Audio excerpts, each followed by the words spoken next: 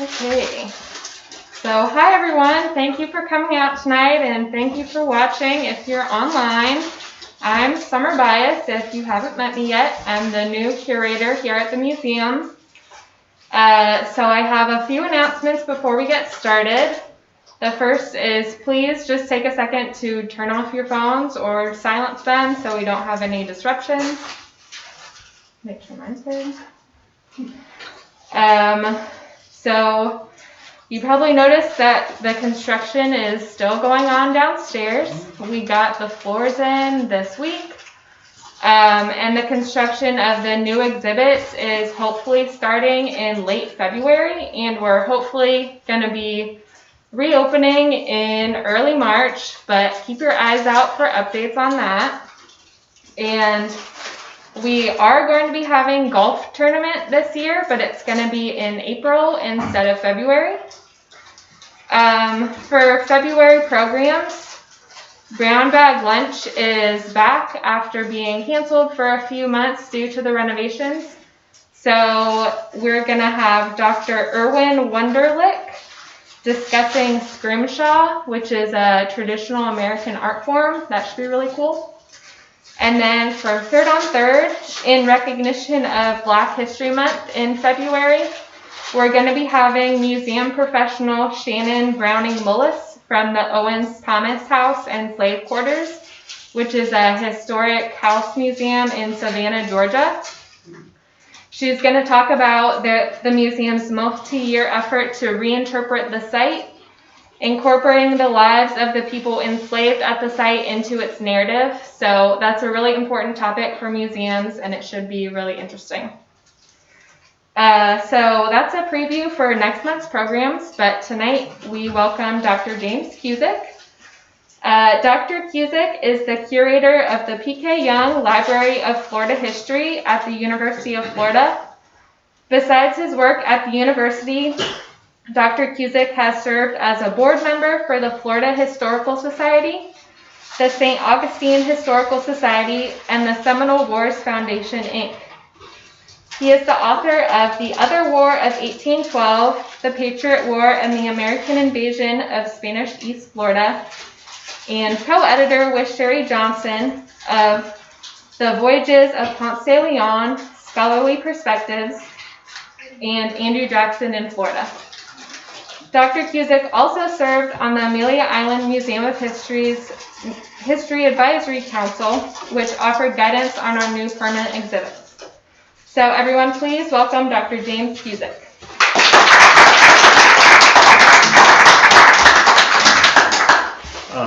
Thank you, Summer. Thank you, Phyllis, too, for your invitation to come up and address your membership online and here in the room tonight. I'm really excited to be back at Fernandina and back up here at the museum. I'm a big admirer of what you're doing to renovate the museum and to change up the exhibits. I think it's going to be fantastic when it reopens, and I just have to congratulate you all on your hard work. I hope it's very satisfying for you to see your efforts come into fruition here. Tonight as a topic, I decided to discuss some accounts we have in letters at the P.K. Yonge Library of Florida History dealing with Fernandina during the Civil War. And I don't actually have any. I haven't been out of the house a lot in the past 10 months, and therefore we haven't really redone any of our brochures for the library. So what I brought was just printouts of our new landing page for our new website. And if you'd like to take that with you, I mean, we're putting everything up linked to the website now. Most of the things I'll be showing tonight are in databases that are linked to that website, and we put up our news and we put up what our students are doing in our projects and our contacts information for people who need help with things. So, so I'm very glad to have this new website up. Now, in the interest of transparency, I do have to say that I am not an expert on the Civil War. I have friends who truly are experts on the Civil War, and I know how extensively well read they are in the subject, and it is not an easy subject to be an expert on. And I'm also not an expert on Fernandina. Most of what I've worked on in Fernandina comes from an earlier time period. I worked a lot with what was going on in Fernandina in the beginning of the 19th century and especially around 1812. And that era I do know fairly well. Not so much the Civil War. And so I should say that in preparing for this, I looked at a lot of other works, and in particular, I looked at a new work, just came out in 2020, by Frank Offelt, which is a fantastic book. I really enjoyed reading it. It was very informative, and it helped me fact-check a lot of the things that I wanted to say, and to get kind of the overview for what was going on here during the Civil War period. And so just by way of outset, let's do just in a real abbreviated timeline of the time that I'm going to talk about tonight, all right? And so Fernandina at the beginning of the Civil War was in Confederate hands, and the Confederate Army was here. But in February, late February of 1862, Robert E. Lee decided that it was not going to be possible to defend coastal defenses against a determined Union attack, and he ordered the Army to withdraw from Amelia Island, and it was strongly suggested that civilians also withdraw. And so between February 25th of February, and March 3rd of 1862, Confederate forces began leaving the island. And right at the end of that period, while they were still in the process of withdrawing, on March 3rd, a federal expeditionary force arrived, and federal troops occupied and took possession of Fort Clinch without opposition, and then began to move into the town and to put their ships into the Amelia River as a harbor. And from that point on, Fernandina was in Union hands, and it was in fact a major base for Union operations on the St. Mary's River and on the St. John's River, and also was kind of the base for expeditions to Jacksonville. Beginning in 1862, later on in 1862, with an assault on St. John's Bluff, and then a move further to the west. Okay. Just some images from the time. This image shows the Union troops as they took possession of the fort.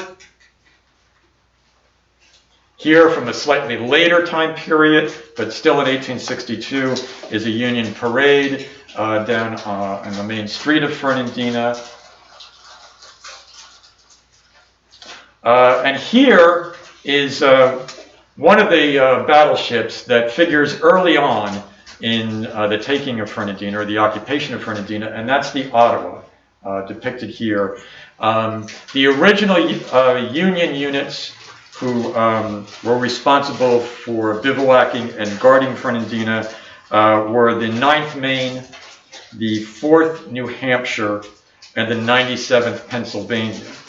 And then the Ottawa, along with other ships, like the Huron and the Wabash, occupied the harbor, and one of the main reasons that the Union was interested in Fernandina was because it was a well-defended, fairly easily defended, deep-water port, which was kind of a key southern link in their plans to cut off supplies, imports, and exports to the Confederacy by controlling the major port systems.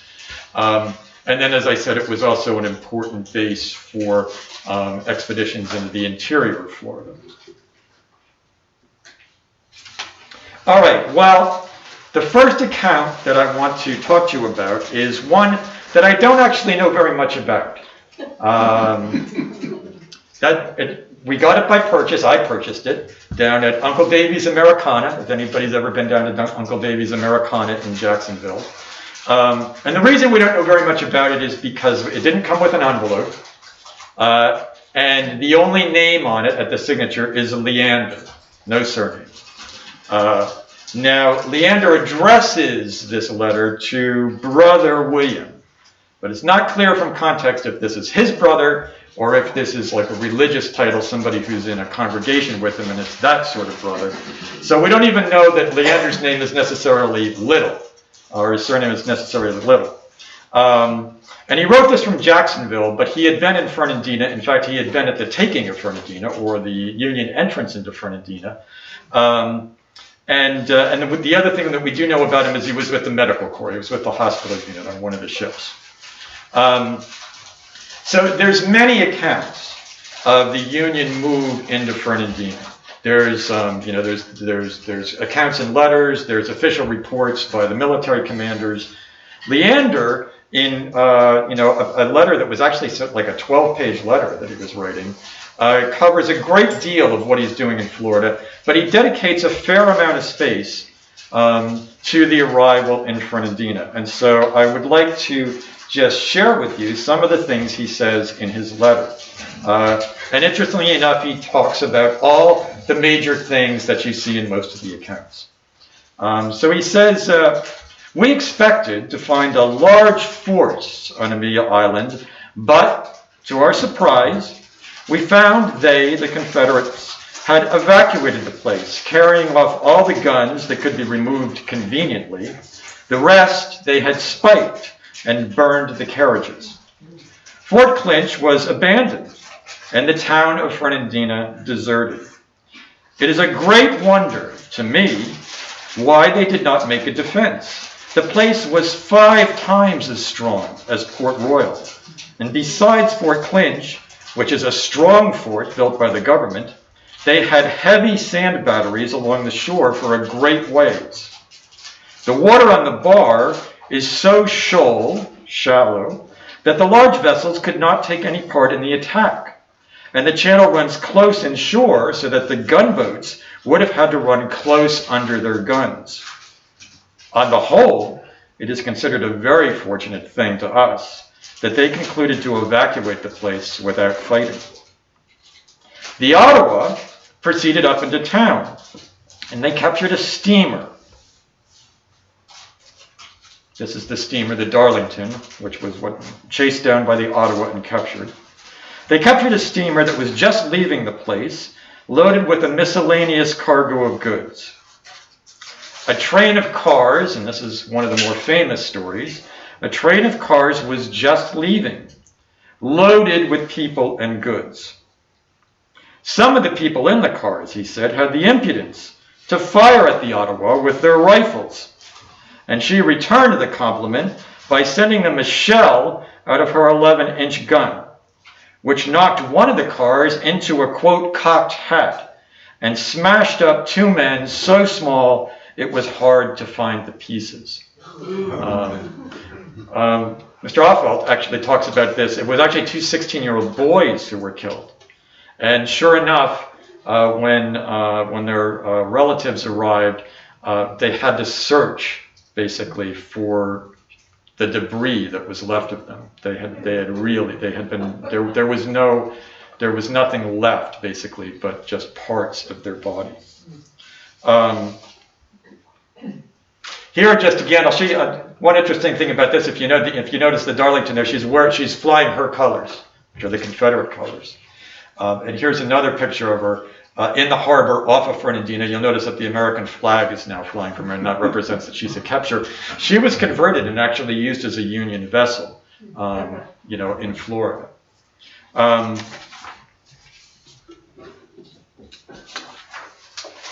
right, Leander then goes on to tell us a little bit more about what's going on. And he says that the Ottawa then went up the St. Mary's River, about 50 miles, meeting with no opposition, most of the inhabitants having a white flag flying on their premises. But on her return, a regiment of troops, this would have been Confederate or rebel troops, who were concealed in the woods, opened fire on them within pistol shot as the steamer was close into shore, wounding 4 of the men. Now, this is obviously not the Ottawa. I don't have a picture of the Ottawa being fired on, but this is another ambush that took place on the river with a different ship. He said the steamer returned the fire with grape and canister from her large gun and 24-pound howitzers, making a great havoc among them. And he goes on to say, a charge of grape or canister for the 11-inch gun weighs 130 pounds. So you can judge what effect that would have on a crowd. And then he concludes his talk about Fernandina just by saying Fernandina is a very pleasant place. It is built on a hill which rises gradually from the river. The houses are mostly new and built in good style. A great many wealthy people reside here in the warm weather. He does, however, go on to say that he was mostly confined to ship and therefore did not get into town to see very much. I mean, most of what he's reporting is what he's seeing from the deck of a ship. All right, so that's the first account that we have, and a pretty good one. It adds some details that aren't found in other reports about the same events. We have two more, one from a private and one from an officer in the 7th Connecticut Volunteers. Now, they were not here initially, but they came later on, and they did actually take part in the 1862 move in October against Jacksonville. The Connecticut Volunteers were with that expedition, and they served a lot in Florida. In the whole first half of 1863, they were bivouacked here. They were in Fernandina. And later in 1864, they came back into Florida, and they took part in the Battle of Olustee. They fought at the Battle of Olustee.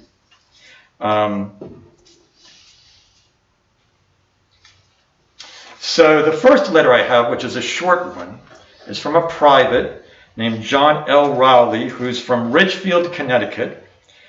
He was one time in Company D and another time in Company E of the Volunteers. And he was what was known as a draftee or a substitute. He did not volunteer for the war. He was kind of drafted into service in Ridgefield. And he joined in 1863, so he was a fairly new recruit when he came to Fernandina to serve with his unit. Now, there's a couple reasons why this is an interesting letter. The first one is that although it's a short letter, Raleigh actually has a lot to say about town, because he actually was in town. And so, for instance, he gives us a description of the Yulee House. And he says, our colonel, as post commander, has his headquarters in the celebrated Senator David Yulee's house, whose name has been conspicuous in the Confederate States. An old resident of this place tells me that as long ago as 1848, Yulee made a speech in which he said, after speaking 6 hours on behalf of the Union, he was then a Union man, quote, people of the state of Florida, stick to the old government by all means, as is our only safety, unquote. His house, which is depicted here, is a large old-fashioned one painted yellow, situated in the center of the town, not a fruit or a shade tree, and but few residences in town, but have better taste in location.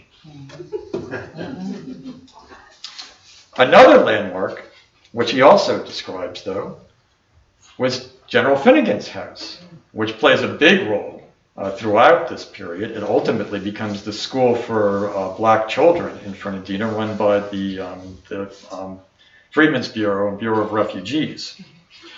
And here's that. You can see it was a very large and imposing structure, 3 stories tall.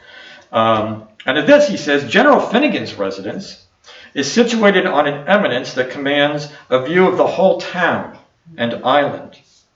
It is a large 3-story building with verandas on each floor and an observatory on the top, which makes it a very sightly place. Directly south of the house is a large Indian mound, supposed to have been there many years. From the observatory can be seen a species of Martello Tower on Cumberland Island, built of oyster shells and resembles one in Tybee Island. The rebels had sand batteries with guns in them instead of the fort to protect the entrance. All right, so we get kind of a nice description of this other landmark, which we'll be going back to in another account. And then Raleigh also has a little bit more to say, and he says the two ships, the Planter and John Adams, a ferry boat, have been reconnoitering up the St. Mary's River. They captured 6 guerrillas. A portion of the Negro Brigade were all the troops that were there, and they, the prisoners of war, hated to have the Negroes guard them, so they ate nothing for 36 hours when they ate very little. And one of them begged of them to shoot him rather than have Negroes guard him. So it tells us 2 things, basically. One is that the black troops with the Union were active very early on in 1863, and they were particularly. This may have been the first South Carolina that he's talking about, because they were very active on the rivers, and they were under Thomas Higginson, a white officer, who later wrote a book about serving with them. And then he concludes, we are all well. Now, I said there was another interesting thing about this particular letter. There's an end quote. I bought this one at Uncle Davy's. You can tell I spent a lot of time at Uncle Davy's Americana at one point. I bought this one there too. And I bought it specifically because of the description of the Finnegan and Yulee house. I was like, oh, this is great. We need this. And I didn't know anything about Raleigh. And I've read this letter through. It's only 4 pages long, 5, 6 times. And it was always just a letter of a young recruit home to his parents. I didn't think anything more about it. I thought it's a very nice letter, the kind of thing that you would expect someone, young recruit, to write home. But for this talk, I decided that I should really try and do some additional work on these letter writers and see if I could find out anything more. Well, Raleigh is mentioned on the website for the Battle of Valesti, if you go to visit that website. And the reason that he's now remember, we just read a letter from the beginning of 1863. This is now February 1864, year on, right? But the reason he's mentioned there is because, as I said, the Connecticut troops served or fought in that battle. They were skirmishers and sharpshooters. And during the course of the battle, Raleigh shot and killed another member of his company. Now, at the time, his commanding officer put it down to friendly fire because, he thought it was just an accidental shooting. But after the Confederates actually ultimately won that battle, and the Union troops had to retreat back to Jacksonville. And while they were in Jacksonville, word reached the commander that other members of the company, there was a lot of scuttlebutt around, that Raleigh was behaving in a very peculiar way, and he was muttering to himself. He was having nightmares at night. And so he was arrested, and an inquiry was made, and ultimately Raleigh confessed that he, in fact, had deliberately murdered the other private, because they had had a previous altercation in which that man had cut him with a knife. And this is not something that we have at PK Yonge, but it's up on the website for the Battle of Valesti, and I just want to read a piece of it. Raleigh ultimately confesses to the crime, and his statement actually appears in a Connecticut newspaper.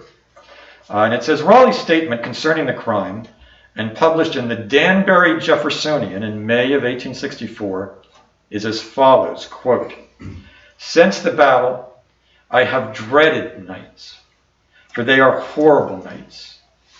When on picket duty, I always see Dupuy," this is Jerome Dupuy, the man that he shot, "stand a little away in front, his face full of blood, and the bullet hole in his forehead. At night in my dreams, he stands at the entrance. I awake. He is there, pale and bloody, but vanishes as soon as I see him. I could not keep the horrible crime a secret any longer," unquote. And Raleigh is ultimately tried by court-martial in Virginia, and on 3rd of September 1864, he's hung for committing murder. And if you go to the official history of the of the Connecticut regiment, the 7th Connecticut. There's in the back, there's a list of all the people who served. And next to DuPuy's name is, it says killed at the Battle of Vallesto. It doesn't say he was murdered. And next to Raleigh's name, it says, hung after court-martial. So that was a part of it. Now, why do I tell you this sad story? Well, it's this. I think it's a fantastic example of how our reaction to a historical source and our reading of a historical source can change depending on what we know about the person who wrote that source or the context of the source. As I said, I read this for years. I purchased this years ago. And I always just liked it. It was just a nice letter, home from someone to his parents. Since finding this out, I can never read that letter the same way again, right? It will never be that kind of naive account to me, even though at the time he wrote it, he had no idea what his fate was going to be. And in fact, if I ever present an account of this letter, like I am now, I will always have to tell the story of his fate. I won't be able to leave that out. And in addition to that, I've ruined your reading of the letter. All right? Because now you, knowing this, will never be able to read that as just a charming letter written home by his son to his parents, right? It's when you read it, you're inevitably going to think, oh, this was the man that just a year later, was involved in a murder in which he tried to cover up a murder under the chaos of battle. And then ultimately paid the price for it when he was court-martialed, right? I just think it's an interesting statement about how we react to historical sources. And it also reminds us that these historical sources, they're not just words on a page, right? They're creations of someone who lived and died in the past. And so when we read these things, in some ways, we're touching or being touched by their lives. So anyway, really interesting case of a source. All right. Another one, same regiment. All right. This is also from the 7th Connecticut. But this time we're with an officer, Captain Valentine B. Chamberlain. Chamberlain, we have 4 or 5 of his letters. And they were already at the library when I became curator almost 20 years ago. So I'm not actually sure where they came from. And one of them was published in 1936 in the Florida Historical Quarterly. So they've been around a while. Chamberlain survived the war. He went all the way through the war, and he went through all the campaigns in Florida. In fact, the most important of the letters that he has, and the longest, is the one that recounts the expedition to St. John's Bluff and to Jacksonville in 1862. And he then went on to serve with the Connecticut unit all the way through Olustee. He was at one point captured and taken prisoner, not in Florida but outside of Florida, escaped and was recaptured, but eventually returns to Connecticut. So he made it all the way through the Civil War. He also writes a long letter, but his letter is mostly about his time in St. Augustine before coming to Fernandina. But he writes it from Fernandina. And in Fernandina, he includes this part, which I thought, since I just told you a sad story, I'd try and show you something a little bit more amusing. Which is he's writing to friends and he's telling them all about what's going on. He doesn't have a lot to say about Fernandina. He says, we're having a good time here. He says, we're well supplied and well equipped. He says, a lot of the officers have their wives with them, and that they had just celebrated a wedding where one of the officers married a woman from the north that he met in Fernandina.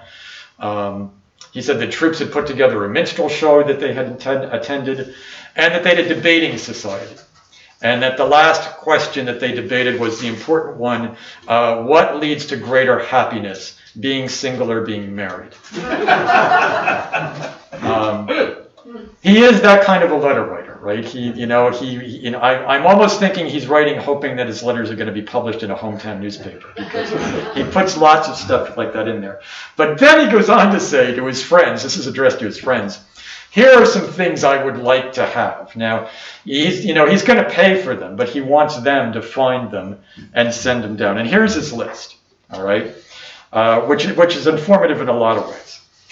He says he wants 25 yards of mosquito netting for bed and windows. He wants a pair of shoes, and he wants them to come higher up in the ankle than the last pair. He wants one pair of white pants and a white or buff single-breasted vest with connected buttons. And he wants a summer suit. And the coat is to be frock of a fine dark blue, navy flannel, if nothing better is in vogue, the pants and vest light blue. He needs a new case for his field glass, and he wants it made of stout leather and not paste or glue. He wants 100 pairs of white gloves, which he's going to give to his men.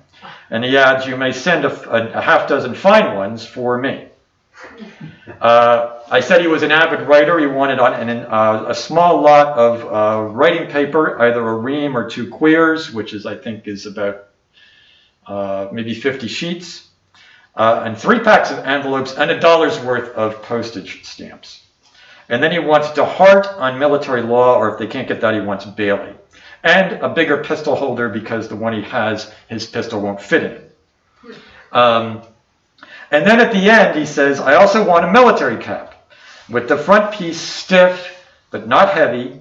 You may send me a hat without eagles or feathers, simply the cord and bugle, unless there should be not much difference in price, in which case send all the trim. Right? And I put this in, this is from Florida State Archives. This is, according to their attribution, an unknown individual, but an individual with the 7th Connecticut. And I added it here just because he's very prominently holding his hat, and you can see the bugle on the front of the hat, which is what Valentine Chamberlain is referring to. It wasn't on the list, but he concluded that part of his letter by saying, if we are here during the hot months, I want to look my best. All right. So a little bit different experience, I think, between officers and privates, in Fernandina.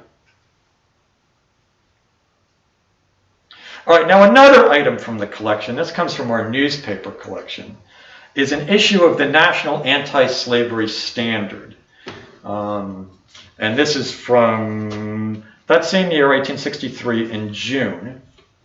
And I put this in because on the front page is this article, The Negro Schools in Florida, which is a long letter. I'm just going to read a small part of it. Which is about the setting up of the school for black children, and ultimately for black adults and black soldiers, and some white children in General Finnegan's house. All right?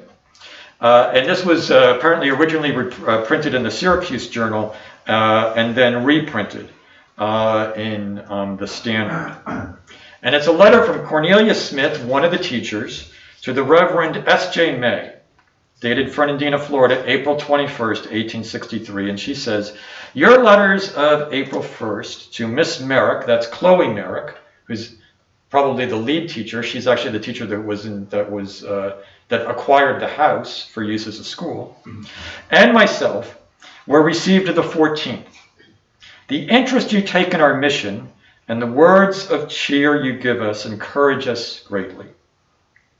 And then she goes on to say a little bit about the school, that the colored children are capable of improvement equally with the white children, I think is proven by the facts which have come within our own experience. 2 months ago, when we divided our school, all that did not know the alphabet were put into our school, that's Miss Harris and myself, and now a class of 16 pupils have mastered the set of Bible reader cards, which include the first 23 verses of the first chapter of Genesis, and are now reading the Harper's Primer, or Primer, furnished by your association. She goes on a little further. This is a long letter. The class is composed of 13 girls and 3 boys. Again, interesting, mostly girls that they're teaching, ranging in age from 6 to 15 years. On the day they graduated, we invited, for the encouragement of the rest of the school, a few friends to come in and talk to them, giving each of the class a book and a slate. Our school is increasing in number daily. When the colored regiments evacuated Jacksonville, if you know this period, you know that Jacksonville couldn't decide where it stood in the war. And, one minute it was Confederate, the next minute it was Union. It passed back and forth constantly through 4 years. So this is one of the 1863 evacuations of Jacksonville. He says, when the colored regiments evacuated Jacksonville, something over 80 colored persons left with them and came here. Some few have come in from other places, so that now we have over 200 names on our list, with an average of 125 daily in attendance at the school. The arrival of the boxes of clothing could not have been more opportune. The weather at that time was unusually cold for this climate, and a large house formerly used for a hotel accidentally took fire and was burned, turning into the street 12 or 15 families. They lost all except the clothes they had on. And at the same time, the colored people came here from Jacksonville, leaving their homes, as many of them did, in great haste, and the transports being very much crowded, they could bring very little with them. And she concludes, after telling more of what's going on in Fernandina, with love from Miss Merrick, I remain very truly yours.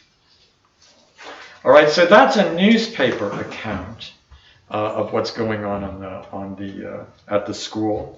But we also have one other account, and that's from Cornelius H. Longstreet, who was assistant paymaster aboard the Union ship Brasileira off of Fernandina.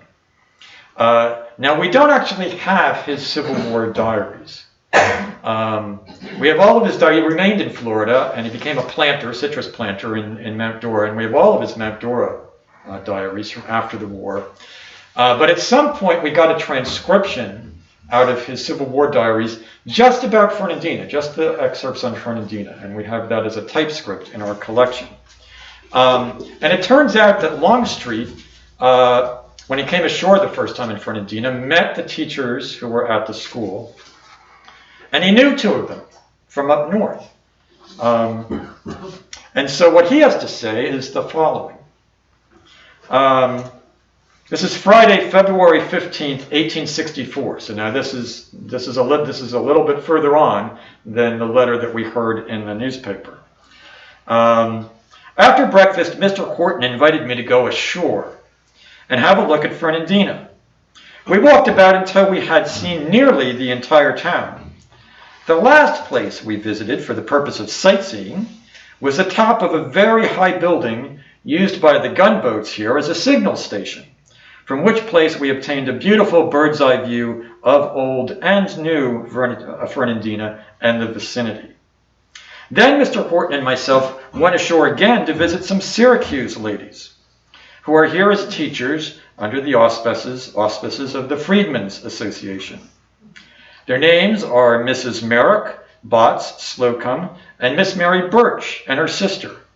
Miss Botts I have met in Syracuse, and Miss Birch is an old friend of my sisters, Nell and Louise. So because he's acquainted with them, he actually frequents the Finnegan house or the school fairly often whenever he can get ashore. And the next time he gets ashore, things are not going so well at the school. And so that was a letter from February. Here in May of the same year, he says, Mr. Perry and I reported on board the Perry, and then I went up to the Finnegan house. I found that Miss Birch had gone home, and Miss Slocum and Miss Merrick were sick with typhoid fever. The former cannot possibly survive. So of the 5 ladies I saw here last winter, I now see only Miss Botts. She is well, but apparently near worn out with watching over and caring for the sick. And then he has one further visit to the school, again, several months later, now in July of 1864, in which he says, "At 11 o'clock, I called at the Finnegan house and found that Miss Merrick and Miss Botts had not left town yet. The latter is all ready to go and will take the first steamer north. I took dinner with them and passed the time very agreeably until 3 p.m. when I came down to the dock and at 4 o'clock came off to the ship. Fernandina looks quite deserted. The soldiers are all gone down to the fort with the exception of a small picket guard." All right, so that's some accounts of Fernandina in 1864 that come from the paymaster. Now I cheated and I put in one other slide in here that isn't about Fernandina, but I'll let you decide whether you'd rather stop there and ask questions or whether you would want me to go on a little bit longer. It's really up to you.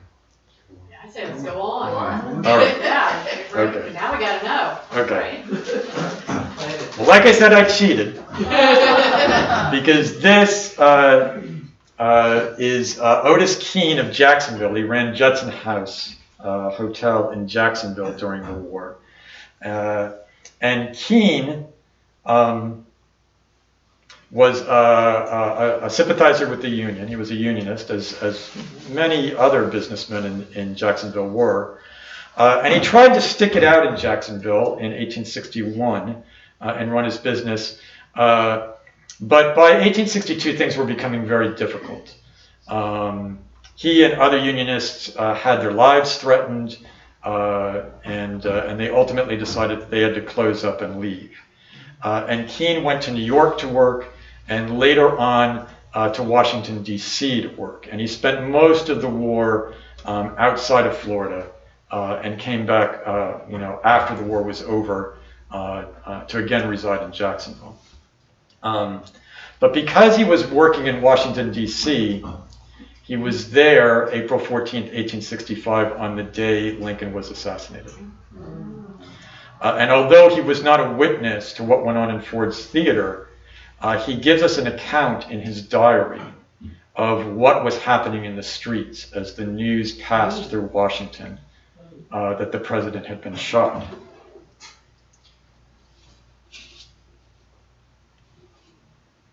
Can you advance that for me? It didn't advance. Try now. Oh, okay. And this is another example of kind of what I was talking about with the Raleigh letter, about that you can almost connect with a person through this artifact of their writing.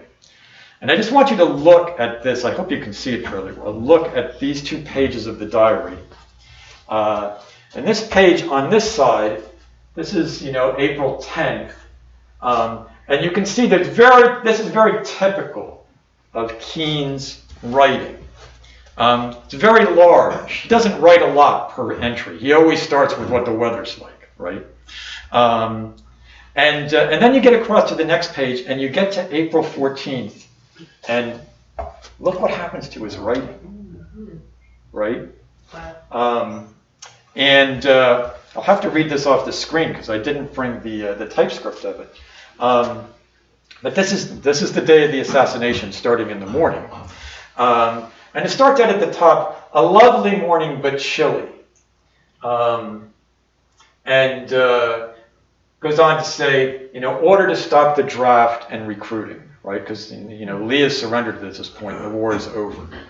And he goes on to say, "General Grant in the city. Evening, Abby and I, went down the avenue and went down to the arsenal, and he went to hear Secretary Stanton speak at the arsenal. And while they're at the arsenal, he says, most awful intelligence reaches us. The president has been shot at Ford's Theater."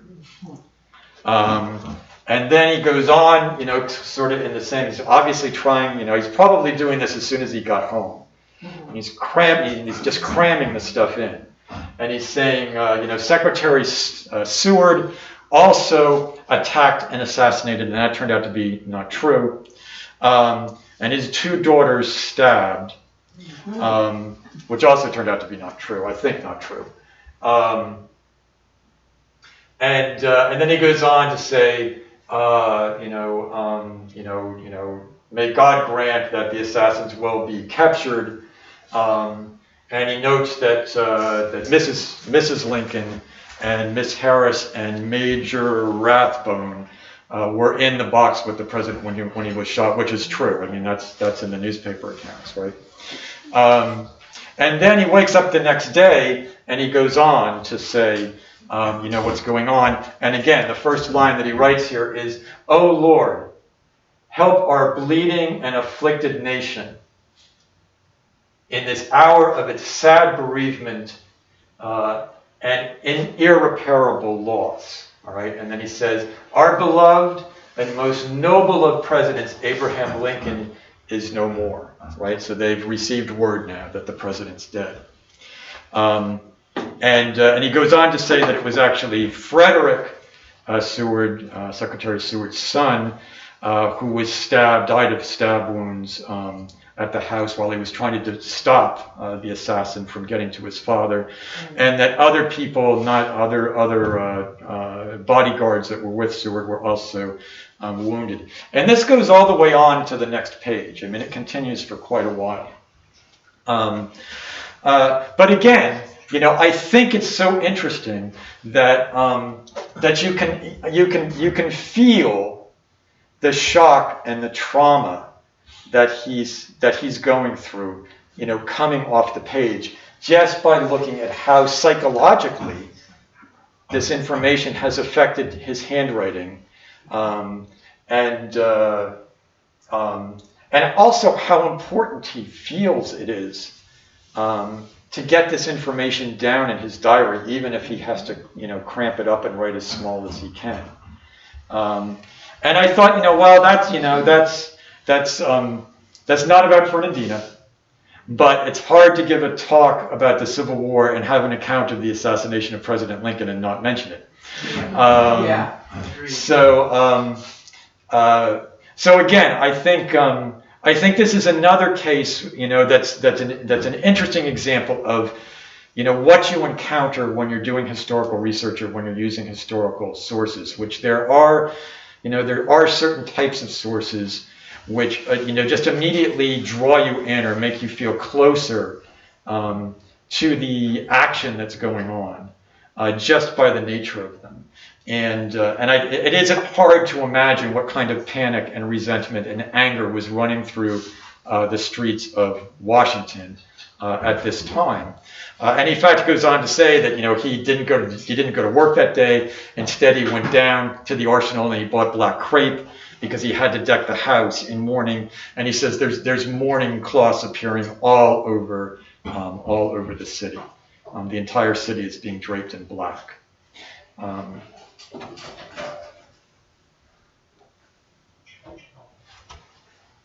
Oh, I'm sorry, I did actually have it up there. I should have written it down. Would have been an awful lot easier to read the text. So finally, I just want to add again my thanks for you inviting me here. I'm very happy to be up and to see you all. And if you have questions, I'll be happy to take questions.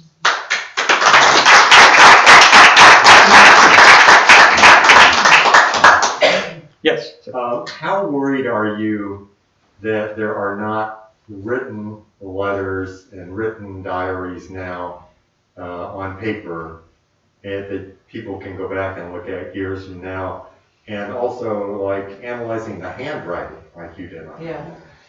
That's good. Like, we're also worried about the fact that young students are now, and college students are having trouble deciphering the handwriting. It's an interesting question. There's nothing we can do about it, right? The new diarists, go to Twitter. Well, maybe not go to Twitter, but you go to Facebook, whatever, Instagram. That's where people's reactions to things and where people's comments on things and their social life, that's where it's going. And it's changing the nature of archives. Now, I'll probably be out of archives before we have to change thoroughly, which might be a good thing for me. But I know that my younger colleagues are now, we have to think about collecting and saving these digital things, and we have to get them before they disappear. And so, just as an example, over this past summer, with all the protests related to Black Lives Matters, we began, I didn't begin, actually the university archivist, Sarah Coates, began actively saving, people's accounts and reactions and comments of what that were appearing online. And she just did the Gainesville area and university. There was also at the corner of 13th and University, one of the major corners for UF. There was a whole display of candles, for candle vigils and things. And so we sent people out there every day and took photos. And we also talked to UF facilities and said, we don't want to disturb that vigil, but if it gets to a point where you're going to take the stuff away, we would at least like to have some examples of what was there, right? And Sarah, I know, now has, I think, 2 students who are just spending some time going on the internet and looking at reactions to COVID, the coronavirus, and how people are dealing with it, and how people on campus are dealing with it, and also looking at reactions to social and political events. And keying her in on that, and we're saving it, and now we have to save it as a digital archive. So I'm not so worried about the fact that the method of people expressing themselves has changed.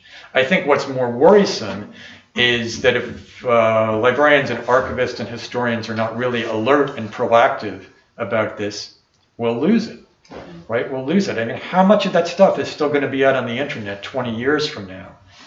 Will we even be using the internet 20 years from now? We'll probably have robots like taking down dictation for us, and and then who knows? There'll be like a laser beam that goes up in the sky and a signal just appears over somebody's house, or something like that. So it is worrisome, but it is also something that professional archivists and librarians are paying a lot of attention to. Were these letters subject to any sort of military censorship? They should have been.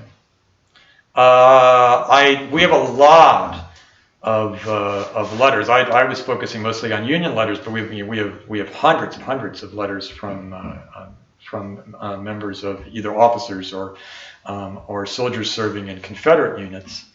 I've never actually seen anything crossed out, and I've never seen anything like cut out.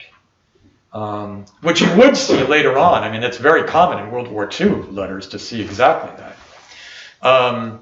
So I don't know whether they were closely monitored. I'm not sure about that, or whether they were simply read. And then most of these things, they seem when we have the envelopes, they seem to have arrived intact. I mean, you can tell that somebody took a letter opener or something and flipped the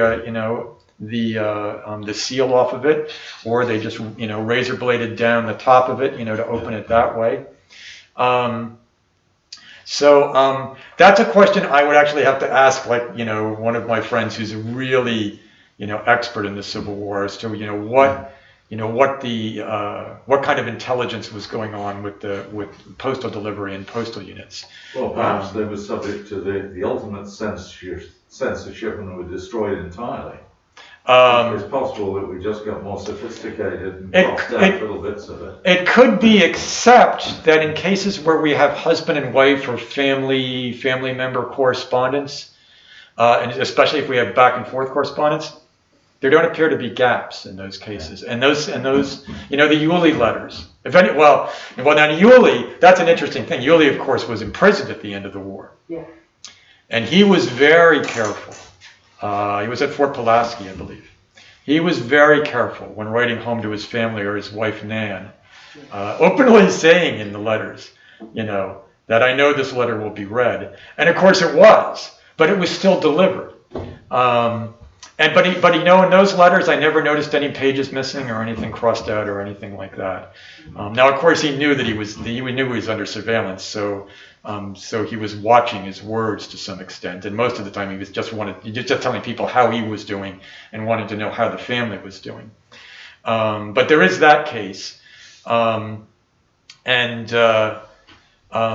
of course, captures of letters was a major. That was a major goal of intelligence agents, because there was all sorts of information, but they usually wanted the military mail rather than the mail from ordinary troops. But that's an interesting question. I'll have to look into it, and I'll email back an answer. I think Professor Matt Goldman, who's our Civil War expert at UF, probably has looked into that and probably knows about what was going on with reading and censorship of the mails. Well, I think too, the other thing is they say that it takes about a couple of weeks for mail to get back to home, usually. There was that, which was the time factor, was if you were writing home, we're about to attack Jacksonville, well, you would probably, they probably read that 3 months later, or 4 weeks later. And so it wasn't going to, but on the other hand, if it was intercepted right outside of Jacksonville or right outside of Fernandina by Confederate pickets or something, then it would in fact, potentially reveal what was going on. It's a good question. I'm sorry I don't have a better answer for it, but I'll look into it. And, Thank you. Yes. You were talking about the Ottawa and the 2 boys being killed.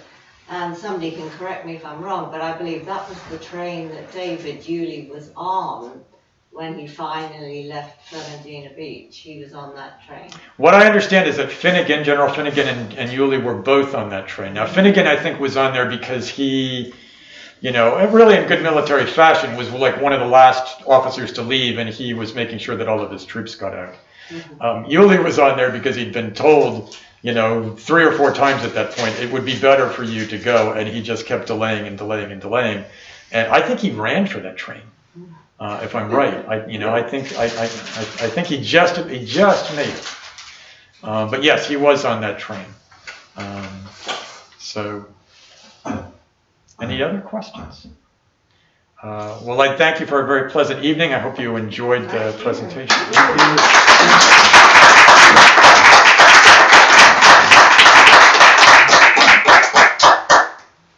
Thank you, Dr. Cusick. Thank you, everyone, for coming. Thank you, John.